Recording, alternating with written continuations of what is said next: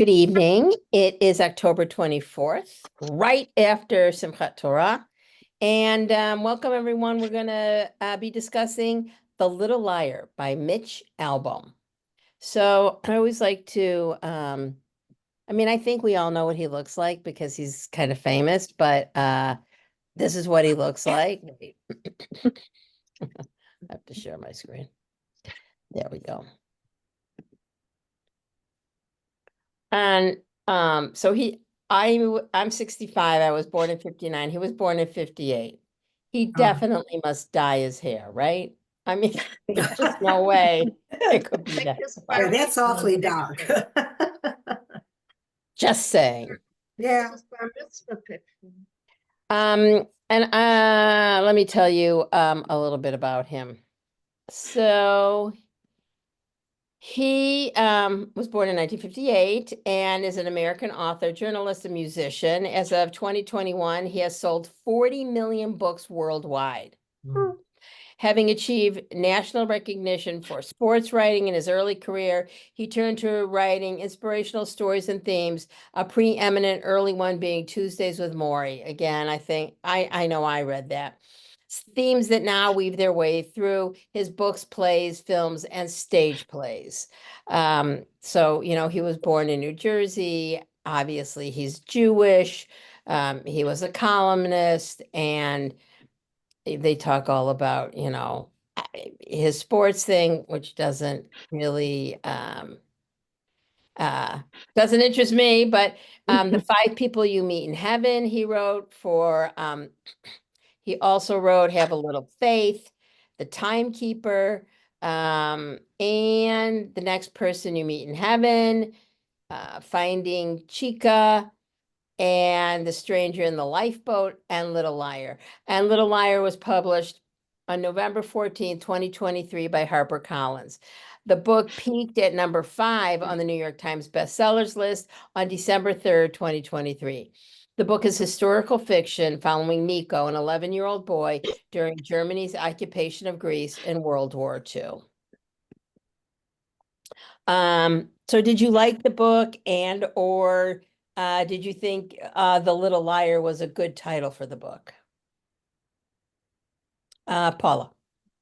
It's a very difficult book to get through because of all the trauma that everybody suffered, but I did like the book because I felt that he carried the development of the characters to a very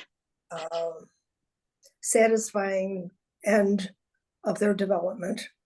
And from a Jewish standpoint, because I'm not a Talmudic scholar, I can only imagine what this would go through among very learned people, what they would think about it. Why do you say that?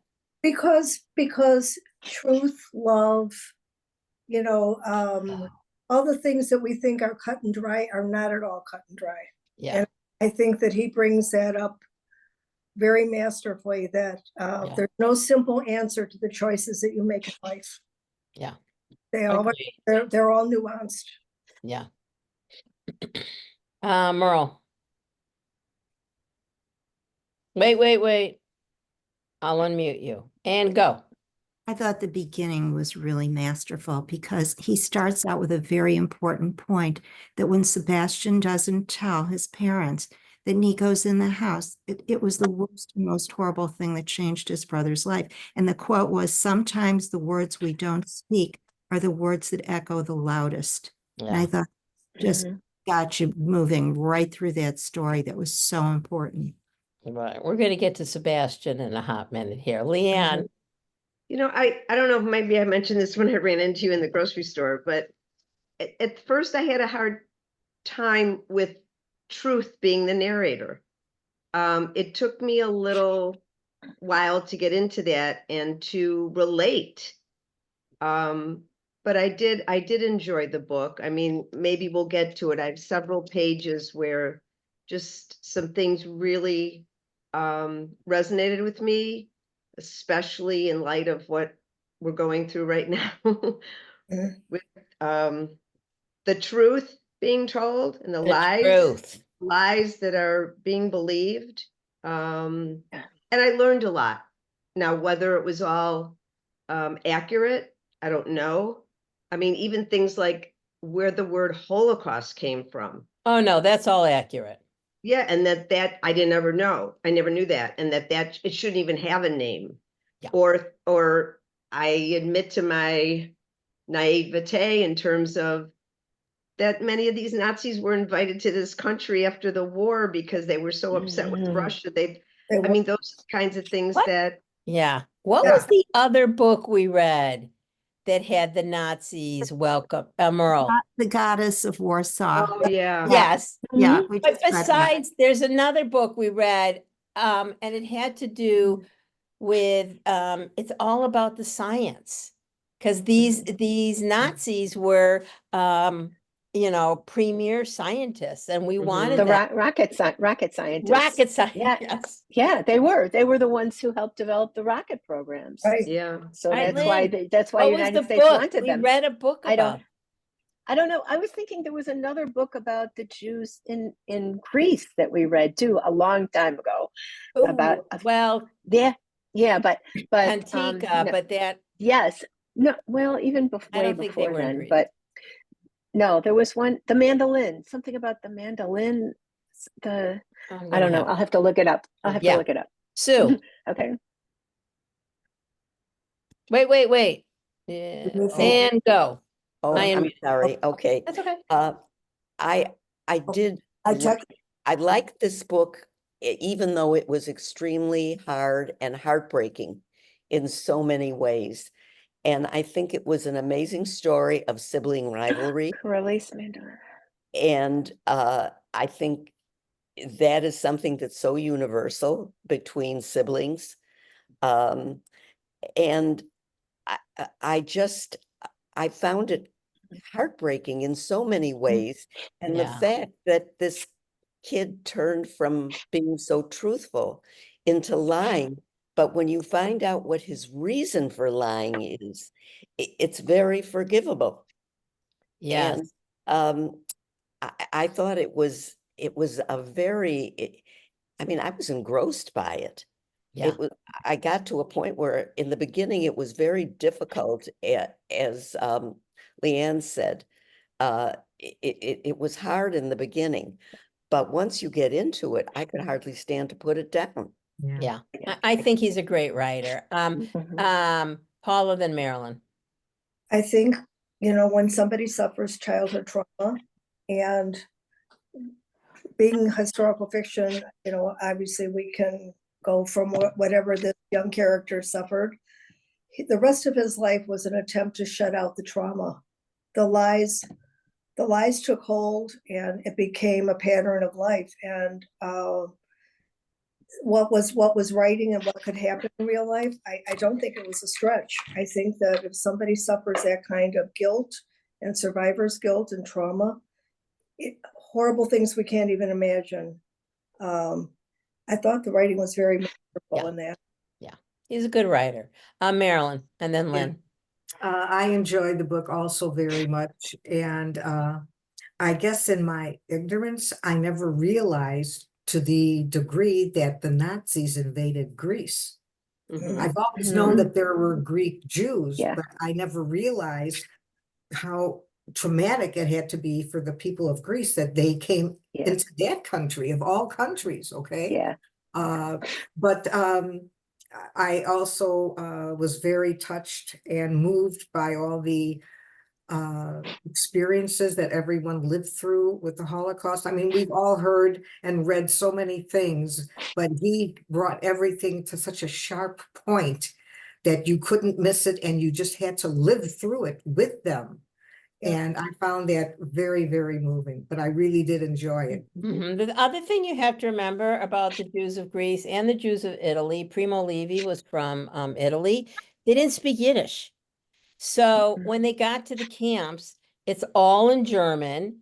And if you speak Yiddish, you can, schnell, all of the things the Nazis were telling them they could understand. But these guys, spoke Ladino or, and that Right. just put them into a whole different situation when they got to the camps. Lynn. Okay. So the book I was thinking of, which probably, I don't know if it was a Jewish book, Corelli's Mandolin. Yeah, no. It was it was not, but that made me realize that Yeah. the Nazis were in Greece. But Yeah. my point was when we were talking about truth and we're talking about this main character, it's really interesting to me how, as a child, everything is so black and white. And when you're talking truth, it's like truth is truth and lies are lies. And it's just so interesting that he carried that forward throughout his whole life and never really let go of that childish, which, it's not childish, but an immature idea of black and white and truth. Right.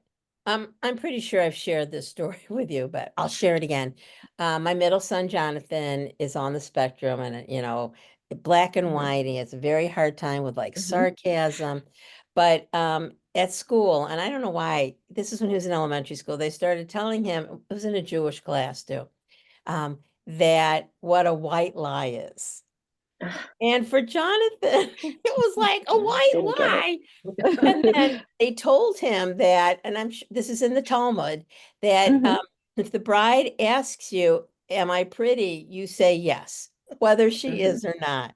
And every time to this day, he's 33, he'll say something about, well, if the bride asks if she's pretty, you say yes.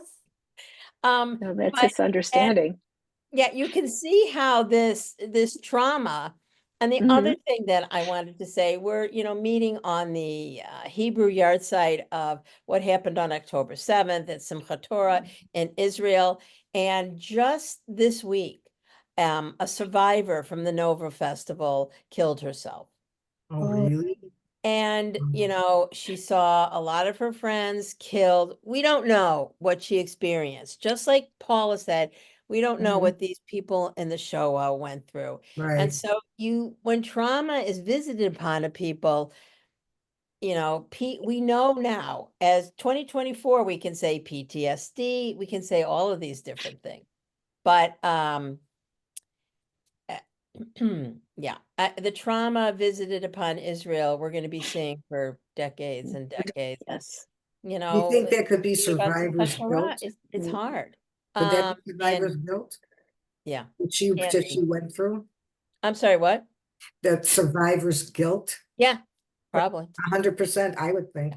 Yeah. Yeah. Andy? I think the book was brilliantly written. And I think that sometimes the time when you read a book impacts your impressions of the Mhm. book. And I shared with Paula earlier today that I read it pre, during, and tried post-hurricane, along with impending October 7th, Yom Kippur, some of our, who lives, who dies. Yeah, And I found the book very traumatic. right. And I think in a way that's the sign of a good author. Yeah. But Mhm. I well beyond any other Holocaust book that I've read. I don't know if it was the imposing of the narrative by truth mhm, that put a whole different depth and sort of to me scariness. Yeah. Or and Obviously danger. obviously this book was edited. And I've given this is my belief that, a lot of books are self-published now, and so there's mistakes in them. Jessie Solomon, she's with her kids, and she'll say to me, she goes, Vanessa, I found a grammatical mistake, and it's off-putting. If we notice that in one reading, it's just off-putting. But I do think he is a beautiful writer, and I also think the length. When I think about Holocaust books, The Invisible Bridge by Julie Oranger, but it's like over 400 pages. I mean, some of those books are so long, and whether they haven't been edited, or I don't know why they're so long. And, for book group, I try to be sensitive, at least, that I'm not giving you a tome to read within 4 weeks. So, what is Sebastian like? What does he seem to know about the world that Nico does not? Did you like Sebastian? Sometimes. Sometimes. So when did you like him? Oh, I At the like, end. uh, At the end, yeah. oh yeah, at the end, yeah. When you he know, went to Hey, work for Brenda, Johnson. we're talking about The Little Liar. I liked his devotion and his love to family. Hmm. And as, you know, Andy and I are siblings. We were 4 years apart in school. We always talk about this, like we were raised by two different sets of parents. I don't remember sibling rivalry being a part of our growing up. Hmm. Other families are more conflicted, I think, than our, we were just very far apart in school, even though we were only 3.5 years apart in age. So, and we had no brothers and no males in our family, our whole family of women. So I kind of liked the male point of view that he offered Hmm. about Mhm. relationships. Leanne. I also think we have to respect him for the love and the care that he had for his father and his grandfather. Yeah. I thought it was, well, it wasn't extraordinary, but he would have sacrificed his life for them. It was And I beautiful. think his trauma in terms of not being the favored son, not knowing that the father loved him. I mean, that was such a powerful line for me too. Where was that one? About sometimes, you know, it's too late to tell somebody something because they've already lived, you know, in other words, his father said, I love you. And it was, but it says on page 142, when his father has said, I love you, son. And then, you know, Mitch was saying, by the time you share what a loved one longs to hear, they often no longer need it. Yeah. And that was really powerful for me. But Sebastian suffered a lot of trauma. Yeah. Right. Because But and did didn't you know feel his place. you feel bad for him because Franny didn't like him, you know, she was in love with Nico. I mean, I thought that was kind of masterful of weaving that all in. And I don't think Sebastian knew, you know, that how much she loved Nico. Merle. I thought he had compassion. He had that horrible job working for the Nazis where he had to whip people to make sure that they were still alive. And Yeah. he kept trying to get that man to wake up. And Yeah. that Yeah. man, who knows if he was alive or dead, but they took him away to be cremated. And he felt horrible. I think he was a person who had natural compassion for other people. Yeah. And he also had trauma. I mean, obviously, anyone who, you know, lives through the Holocaust.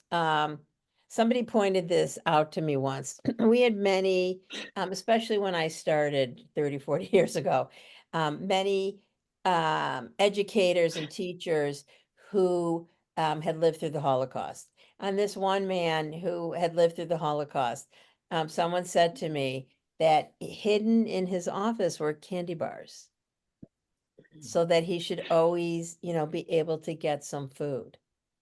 Mm. And obviously I've never forgotten that, but you know, it's just unimaginable, you know, what they went through.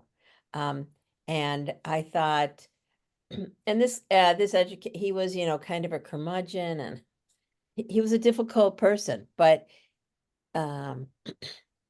he knew Hebrew, he knew Yiddish, so it was, yeah, you know, Marilyn.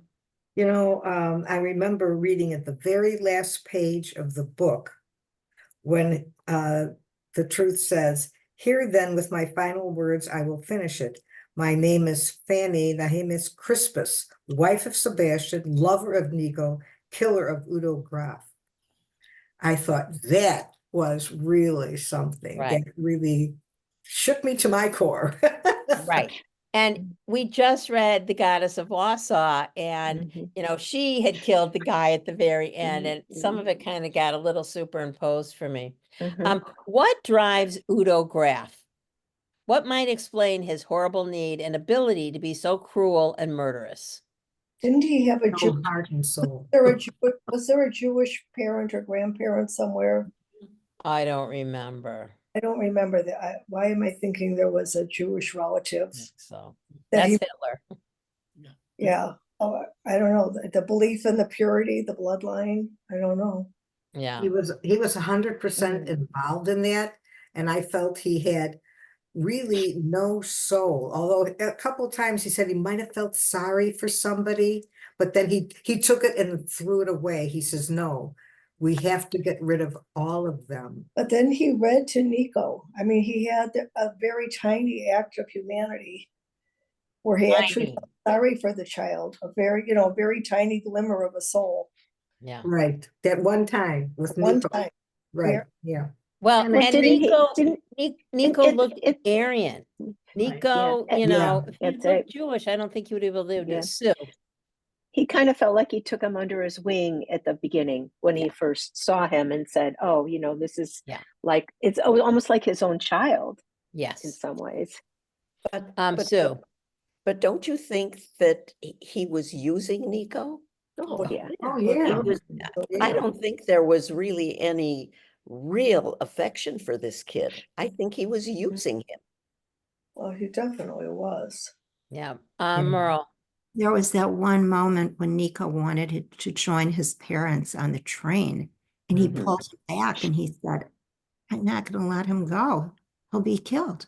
So that was a moment of compassion. He didn't understand why the child didn't appreciate it, but Mhm. Nico didn't know. They're so evil. And this is a fictional character, but we know that it's based on true things that happened in the Holocaust. And when you talk to survivors and as people tell their stories, a lot of it is happenstance. Franny gets pushed out of the Window. cab car. Yeah. Yeah. Nico is hidden. That they survived is a miracle, but these Nazis and people are inhumane, who says before soulless. um how does Udo justify and even feel proud of such evil behavior in himself? How do you determine how a Nazi thinks? Very truthfully, how do you get into their mind to know that they're thinking what they did was a good and justifiable thing? Yeah. That they're pleasing the Führer. Right. I wouldn't even begin to try that. That's just me. Leanne. I also think that he saw the Jewish people as weak. Yeah. And, So- like even, of course, they couldn't fight back against the Nazis, but he didn't even accept that. Here we tell them they have to leave their homes, we round them up, we make them do these crazy things, and they just go along with it. And just, I think, he just needed to, or he wanted to obliterate all the weakness. It's the only thing I Interesting. can think of. It is inhumane. Yeah. I mean, of course, we are in a fraught time. In 2 weeks, we have a national election, and one of the candidates lies continuously, and also he wishes he had generals, Mhm. and like Hitler's, like Right. the German generals, and he meant Hitler, and Seth Meyers, who I adore, and I don't stay up late, I just watch him on repeat, but he said that Kelly said, "Did you mean Bismarck? Did you mean," trying to give him other people. No, he meant Hitler. And Yeah. Hitler had a mission, and these people were sucked into it. And I think that some of the people are so marginalized themselves when they get into, being a Nazi or being a whatever, they feel better about themselves and their place and their, where they are on the human scale of people around. Lynn. Right. It kind of empowers them to feel like they're stronger. And you know, Germany had lost the first war, and so there were a lot of bad feelings going into the second war. And because of that, whenever if you were German, this was part of your nationality to Yeah. hate the Jews. It became part of the Right. mainstream Right. real stuff. So Right. if he was being mean to them and making himself feel better when you put somebody else down, which happens when somebody's a bully, you know, that's kind of the attitude that they had, because it made them seem higher up in the ranks. Marilyn, and then Leanne. Okay, I'm not sure. I don't know that much about the German history of World War One, but after World War One, did the German people as a whole really hate Jewish people? Or is that something that Hitler, he felt that way, and somehow or other Yeah. he was able to get all of these people to believe what he was saying? And going back to Trump for a minute, he did say that Hitler did some good things, and people saying, you know, where, what? What did he do that was good? But I just don't know myself, because I'm not that big of a history buff, but I just didn't Yeah. know myself. Did the German people really hate Jewish people before Hitler told No. them? Yeah, I didn't I'm going think to so. answer No. that in one hot minute, Okay. but Leanne, go Okay. ahead and No, then you can I'll. answer it now. You could answer it Yeah. now. So, after World War One, there was high inflation. There was terrible things going on in the country. Depression. So what do? You get a scapegoat, and the scapegoat Mhm. was the Jews. It's Oh. their fault. All of this is their fault. It's not our fault. It's their Mhm. fault. And I was going to say, as a teacher, and those of us who are teachers on here, it's always you know, disheartening when you see the kid at the bottom of the totem pole, you know, get picked on. And who is that kid picked on? The kid right above him, you know, who's been picked on by everyone else, but now he can pick on this other kid. And I think you know, a lot of that happened with these Germans and the Jews. It was a scapegoat. They said, you know, if only we get rid of the Jews, you know, our lives will be better. There won't be inflation. We'll have more money. And obviously it's counterintuitive, because, you know, the Jews of the mercantile class, it was only, you know, a couple centuries when only Jews could handle the money, because Right. the church had said, you know, a good Christian, good Catholic, can't handle money. So all of those fallacies just build up and build up. And, you know, they were able to, you know, he was able to perpetrate a big lie. And the more you say it, the Yeah, more people believe it. but why pick on the Jews? Wasn't there something else he could do that he had? Didn't he have a Jewish something in his background, a grandparent or something? He had something, yeah. Yeah. Well, again, if you widen up the screen, he picked on homosexuals. Mhm. Yeah. He picked on Gypsies. I was Roma. going to say the Gypsies. gypsies. Right. Mhm. Yeah. And next on his list, because he, you know, he almost had a genocide here with the Jews, were the Slavs. Mm. And so, you know, he had this list of people he wanted to make, he wanted to kill, and so that, you know, it was an Aryan race. It's amazing that he got all of these people to believe him the way they did, because he was really crazy. Yeah. You know? Well, Right. you know, here we are in our country It's- now it's- too. Right. I didn't want to say that, You know? but yes, you're Yeah. right. Yeah, it's happening here right now. Absolutely, 100%. Absolutely. And you know, it's frightening. It's just It frightening. It is. is very scary. Okay. Let's see here else over that. What does it mean that if you want to get away with lying, first change the language? What are some examples of language being manipulated in order to deceive? What is the antidote to linguistic deception? Andy. What came to my mind immediately was the expression alternative facts. Oh, yeah. is changing the language. How you don't have alternative facts. Not the They're truth. true. Right, There's, you know, right.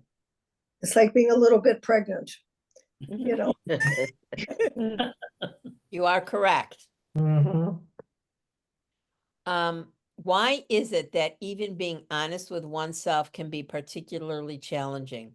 Why is it important to do so? What are some strategies to help? That's hard. Yeah, getting kind of deep here. Yeah, Yeah. yeah. That's You know, I think that I don't want to hog this thing, but no, Andy, go ahead. I have a girlfriend who has become like very involved in Al-Anon. Mm. She has mental illness in her family and an alcoholic and very difficult things to deal with. And she has come up with some very terrific ideas for coping. So like when I've talked to her about situations that went badly or situations that I wish they had gone differently, she just says, well, what would you do in the future? Or what could you have done? Or how did you contribute to it? And that's been very, a good life lesson and sort of taking a step back when you lie to yourself and say, it's not my fault, everyone else is wrong. What did I do or could I have done differently that contributed to other people acting badly? I think that that's very powerful. And this week in Adult Enrichment, we have somebody coming to talk to us about generational addiction in the family. And the reason we're doing that is because in a couple of weeks, Adam Nimoy, yes, the son of Leonard Nimoy, is coming to talk about his book, The Relationship with His Father. And they were both recovering alcoholics. And Adam's book is very difficult to read because it's just all over the place. And my girlfriend said to me, I wonder if it would resonate with somebody who's in recovery.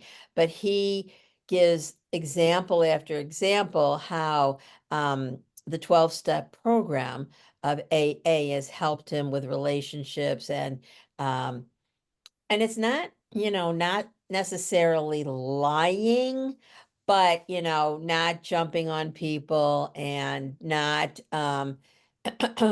and not blaming them for what's happening within you.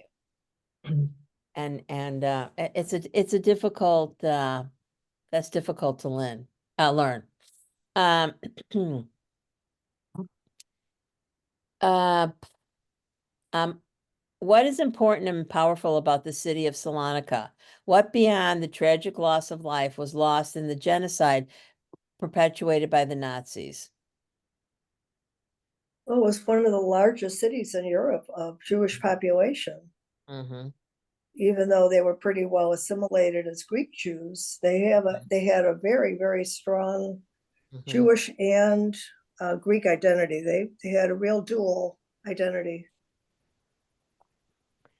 Sue. Well, if you think about today, there's a handful of Jews in Greece. I Right. mean, they really wiped the Jews out of there. Mm-hmm. And it's very sad that really an entire community of people was destroyed. Yeah.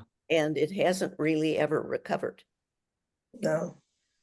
Thessalonica, that city, that's Salonika, they Mhm. still have a Sephardic population, but it's very small. Right. Very Right. small. They Right. said Well, I they're- can tell you what they're doing now.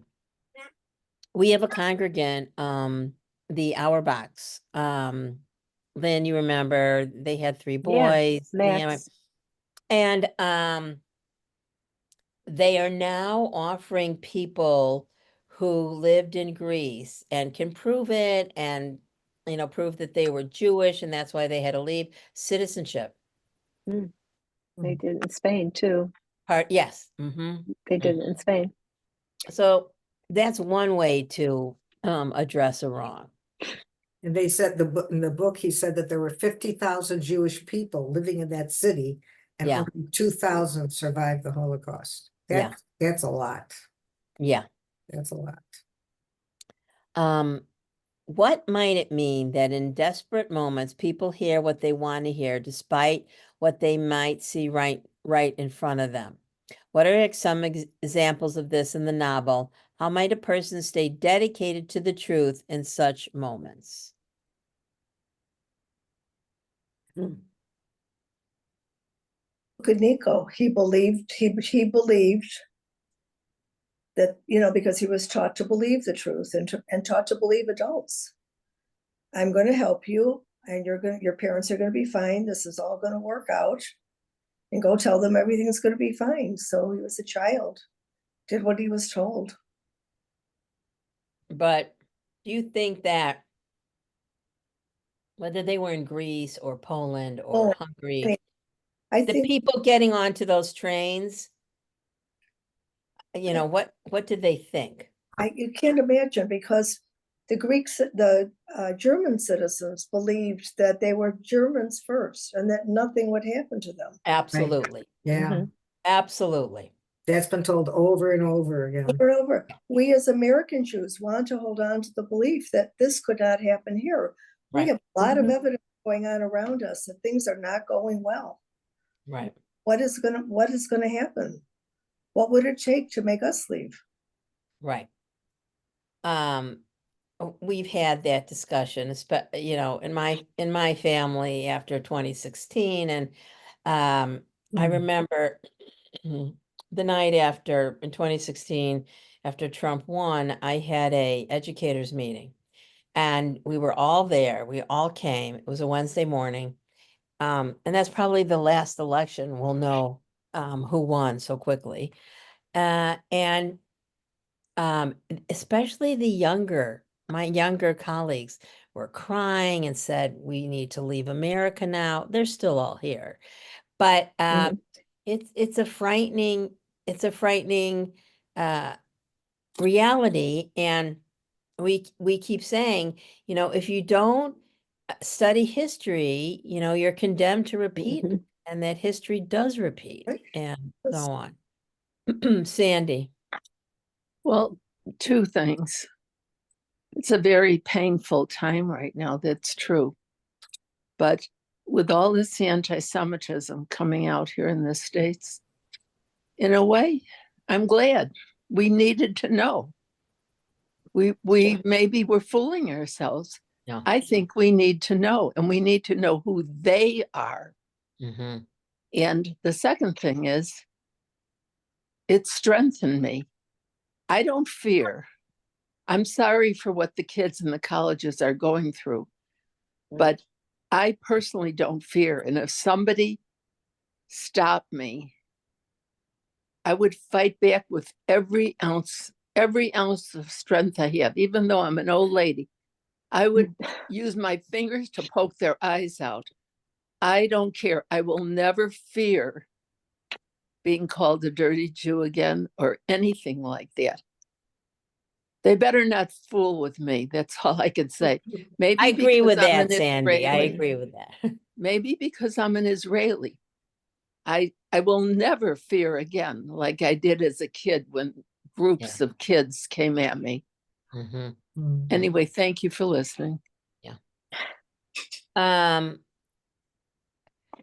What do you think motivated Gisela? She's the one who took care of Fanny, and Catelyn Carity, the actress, to save 23 children despite the great risk of their own lives. What makes somebody a righteous Gentile? What makes somebody, step out of line to risk their life? And they all did. And at Yad Vashem, there's a whole trees planted for all these righteous Gentiles.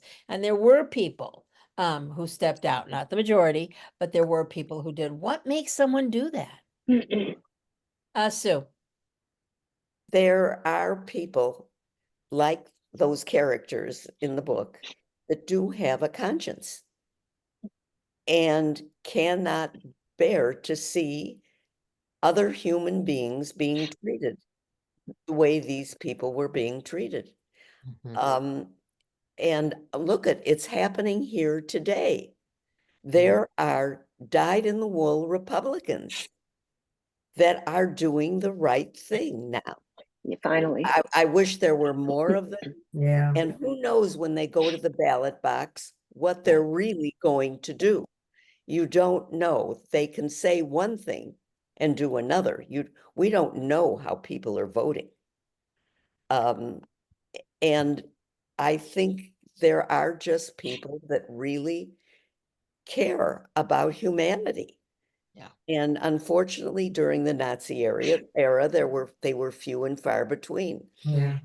Just say what Sandy said, I agree with her wholeheartedly. I refuse to hide. I wear my Star of David. I will not shrink or pretend I'm something I'm not. And if anybody came to my door demanding something, I would fight back with everything I had. I would never give in. And if they kill me, they kill me. Too bad. I think about that scene where they just hand over the cigar store to the Nazis, Mhm. and they come one day and they're like, "What are you talking about?" They come back the next day and they just, fold up all their cards. And I think that, again, for hundreds of years, the Jews had lived in non-Jewish communities by acting and acquiescing and okay, we're going to give you X and then you'll give us Y and everything is going to be okay. And that has just changed. We also have in Israel. It's hard for us as Jews in 2024 to even look at that, but I do think that that has changed and has just made us see things in a different way. And we would never act that way. Leanne. I have a couple comments. One, I wish I were where Sandy and Susan are, because I'm not. And maybe it's because I'm afraid and I'm a chicken and I don't know what would happen. You're I younger. understand. I think that the two women who took care of all those children, those were their children. Oh, Right. yeah. And I also think, going back to Udo Graf, his motivation was to get ahead. And he was devastated when they pulled him off of that train, and because he thought he was, going to be with the wolf somewhere, and then he found out he had this fancy office at Auschwitz. But there was all that motivation. I just think that the Jews, they probably couldn't comprehend what was happening to them. They had heard, or they knew what happened when people would fight back and they were killed, and they wanted to at least stay alive as long as they could, to possibly, maybe something would change. So I understand that. And maybe some of them really truly didn't know what was happening when they were, forced onto those trains. I don't know, but I just know that I'm not in the same place that some of you are, and I wish I were. I Yeah. really wish I were. And maybe as I get older, I'll be there too. The whole thing is just too scary for me right now to just say I'm going to be tough and fight back and I don't care. I don't know. I wish I were there. I'm not right. there. And I don't know what I would do. I don't know Yeah. what I would do. Sandy and then Andy, then Marilyn. Sandy. I wanted to say a couple things. One about Udo. I think he had an ego. And I think that he was very proud that he got that promotion. And that's where it showed to me that that was important. And I think with his relationship with Nico, I don't think he knew how to give of himself. It was more like an animal admiring him. That's what he liked. But when he had to give, and Nico was able to draw that out of him when when he read to him, that was a part of himself he didn't want to explore or go there. He used people, just like he used that man that did all the translation for him. And then on the subject of what did people know, I have a sense that people knew what was happening in Germany and in Poland when I read and I'm looking at some of the Holocaust literature. That's when I get a sense they knew, but they didn't have any they couldn't do anything about it. And it was either go along or they could see that people were getting shot or things happening. But I think people knew. It's very hard to convince people of something that drastic, and I know that it took a long time to convince Jews in America of what was happening. And it was leaking here, and people didn't want to believe it. Andy, then Marilyn, then Lynn. When I first moved down to Florida, I was shocked to find out how many little Jewish ladies carried guns. I mean, it was so alien to me and like offensive. But it's like they're prepared for whatever. And I don't know, still don't know what I think about that, because, but if somebody as like Sandy and Susan said, they're like ready. They're like ready for anyone who might want to harm them, take them.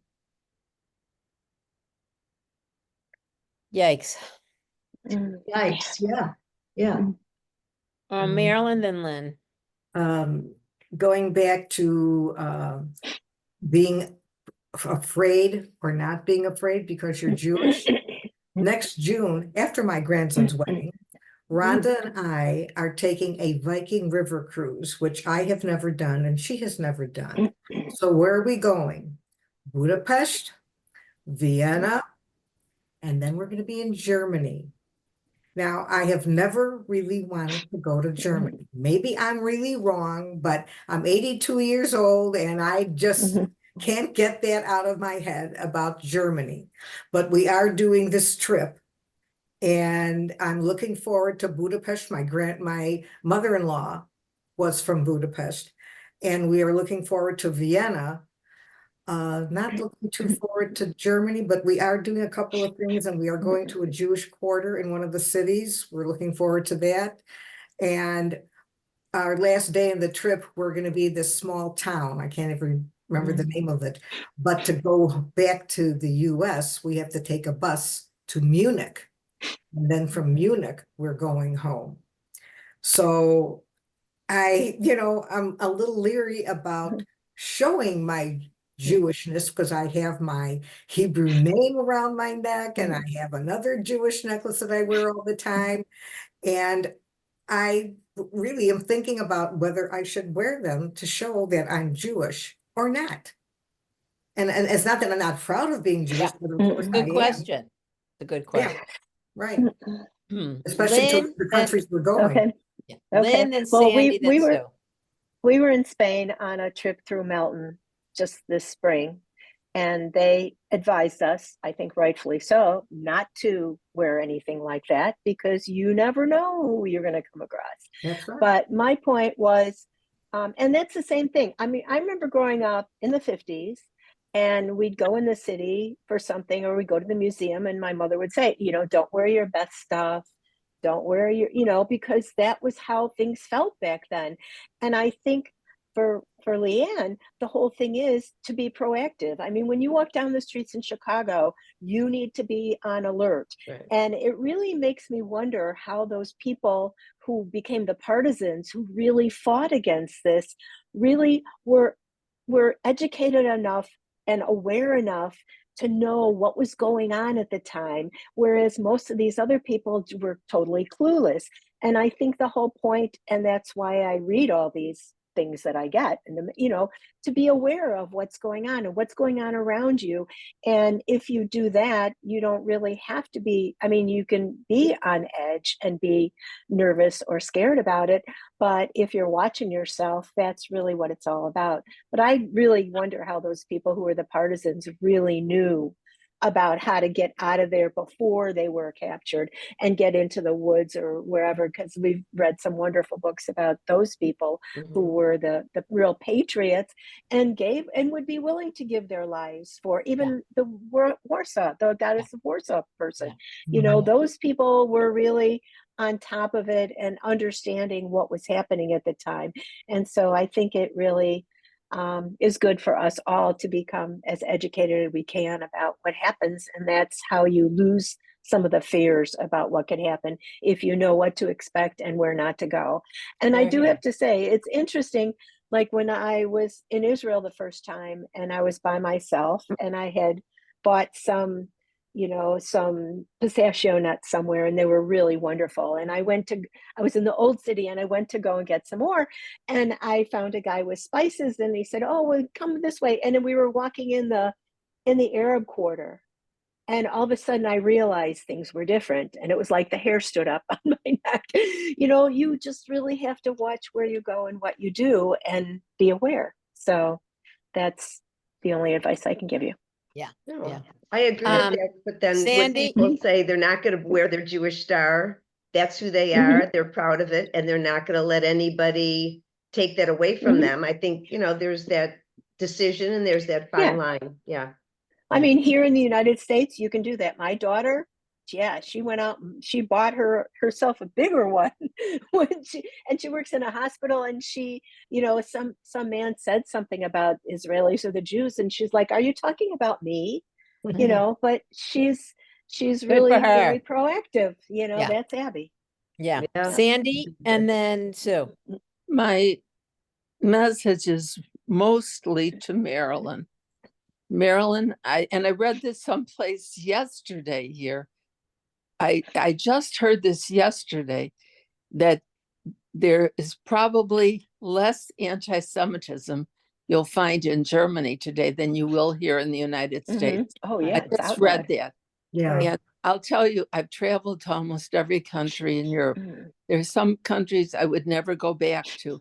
And I do avoid Munich only because of what happened in Munich with the Olympics. Right. But Yeah. other than that, Germany is wonderful. And you can tell anybody you're a Jew there. Right. And people are really good there. And that's true what I just read. There's less anti-Semitism in Germany today than in any other country in Europe and even here in this country. I'm glad we're finding out who the anti-Semites are here. Yeah. I agree. So I agree. Also, Marilyn, I have been on the Danube River cruise. I've been to Vienna, to Budapest, but I will tell you above all what Sandy just said. I've been to Germany many, many times because my husband did a lot of business there, and he would take me on these business trips with him. I've been all over that country many, many times, and I will tell you, recently, the Holocaust is memorialized now in Germany. If you go to Berlin, it is so interesting. Everywhere there are memorials to the Jews and to what happened. And the railroad tracks they're engraved with how many people were taken to different concentration camps. They've memorialized everything. I've heard that. And you Yes. have nothing to be afraid of in Germany. And believe me,